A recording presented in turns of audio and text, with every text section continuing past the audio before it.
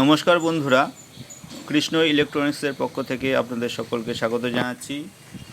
এখন যে ভিডিওটি আপনাদের সামনে নিয়ে এসেছি সেই ভিডিওটির টপিকটি হলো একটা 4440-এর বোর্ড, যেটা হলো এমপিএস কোম্পানি। তো আমি একটা বড় দোকানে গেছি, আমাদের বিশ্বস্ত দোকান। সেখানে গিয়ে বলেছি আমাদের একটা ভালো 4440-এর বোর্ড দিন, যেটার কোয়ালিটি খুব ভালো হবে। তা উনি আমাকে এটা সাজেস্ট করলো, এটা মেড ইন ইন্ডিয়া, দিল্লির প্রোডাক্ট।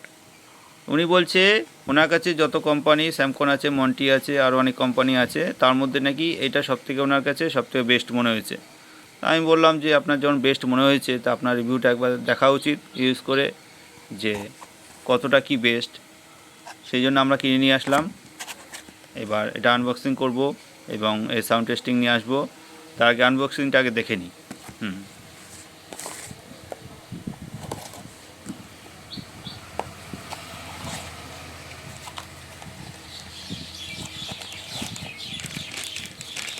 প্যাকেজিং তো খারাপ মনে হচ্ছে না, দেখি।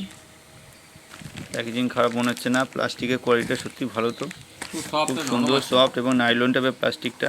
অনেক কোম্পানি দিয়েছে চিন কাগজের মতো পাতলা, একটু দেখুন আগাঁচা লাগলে ছিঁড়ে যায়।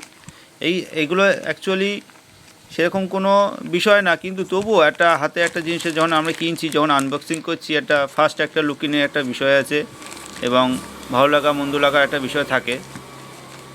কিছুই না, এগুলো জাস্ট একটা মনের একটা ভালো মন্দর ব্যাপার। যাই হোক, প্লাস্টিকটা ভালো দিয়েছে।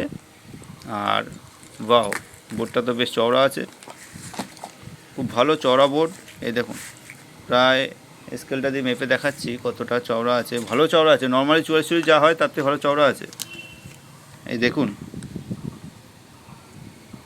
4.5 ইঞ্চি, প্রায় 4.5 ইঞ্চি চওড়া আছে। এটা দেখা যাচ্ছে কি না বুঝতে পারছি না। 4.5।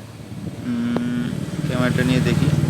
হ্যাঁ, এই দেখুন, 4.5 থেকে একটু বড় আছে, ওই 4.5 ধরুন। ভালো বড় বোর্ড, ভালো বড় 4.5 ইঞ্চি বোর্ড আছে। কিন্তু ডিজাইন তো ভালো, পার্টসগুলো বেশ ফাঁকা ফাঁকা, সুন্দর লাগছে। একটা বিষয় আমাদের খুব যেটা মনে লাগলো সেটা হলো ক্যাপাসিটারটা এখানে 16 ভোল্ট। মাইক্রোবাই মোটামুটি ঠিক আছে বলবো, 3300 আর একটু 47 হলে বেটার হয়, কিন্তু 16 ভোল্টটা একদমই কম হয়ে যাচ্ছে। কারণ যে কোনো 12 ভোল্টের ট্রান্সফরমার ডিসি করার পর 18 থেকে 19 ভোল্ট হয়। এবার লোড করার পর কতই বা কমবে, আর বেশি কমে না, 1-2 ভোল্ট কমে। সেখানে 16 ভোল্টটা আমার পক্ষে, আমার মনে হয় খুব কম হয়ে যাচ্ছে। মিনিমাম 25 ভোল্ট দেওয়া উচিত ছিল এখানে।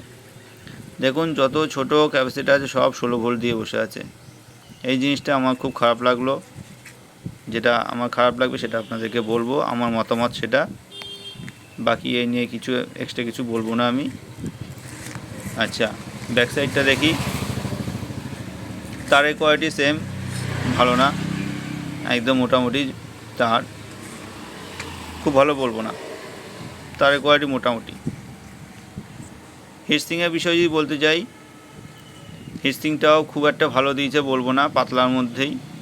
এর থেকে প্রায় 3 ডবল মোটা ছিল। আগে একটা স্যামকনের একটা বোর্ড আমি রিভিউ করেছিলাম 4440-এর, 3 ডবল মোটা ছিল। সেই তুলনায় বলবো হিটসিং সেরকম ভালো না, একদম পাতলা। এর সাথে হিটসিং অ্যাড করতেই হবে। বোর্ডটাকে এমনি দেখতে ফাঁকা ফাঁকা ফাঁকা করেছে, ভালো ডিজাইনের মধ্যে করেছে, সেটা বলবো ঠিক আছে। কিন্তু পিসিবি কোয়ালিটি একদমই পাতলা, একদমই পাতলা। আর একটু মোটা পিসিবি দিতে পারতো। পিসিবিটা একটু ধরাতেই বেঁকে যাচ্ছে, মানে মনে হচ্ছে দেখে লোকাল পার্টস দিয়ে ইউজ করেছে। ডিজাইনটা জাস্ট নিজেদের একটু ভালো আছে, আর সবই লোকাল। ক্যাপাসিটারে পয়সা খেয়েছে, হিটসিংয়ে পয়সা খেয়েছে, পিসিবিতে পয়সা খেয়েছে, প্লাস তারে পয়সা খেয়েছে। এই বোর্ডটা ওনার কী করে সবথেকে বেস্ট মনে হলো সেটা এখন উপর থেকে দেখে বুঝতে পারছি না। আমি যেটুকু দেখছি বেস্ট হওয়ার কোনো কারণ নেই বোর্ডটার মধ্যে। এইবার এটা যখন আমি সাউন্ড টেস্টিং করব, চালাবো, তারপর বলতে পারবো যে এটা বেস্ট কি না। কারণ সব কিছুর মূলে একটাই, সেটা হলো ডিজাইন। ডিজাইন যদি ভালো থাকে আমি এগুলো চেঞ্জ করে মডিফাই করতে পারবো, হিটসিং চেঞ্জ করে মডিফাই করতে পারবো, তার চেঞ্জ করেও মডিফাই করতে পারবো। কিন্তু মেন হচ্ছে সবথেকে বড় কথা হলো ডিজাইন। ডিজাইন যদি ভালো থাকে তাহলে সব কিছুই মেনে নেওয়া যায়। তা এটা ভিডিও টেস্টিং আমি খুব শিগগিরই আপনাদের সামনে নিয়ে আসবো।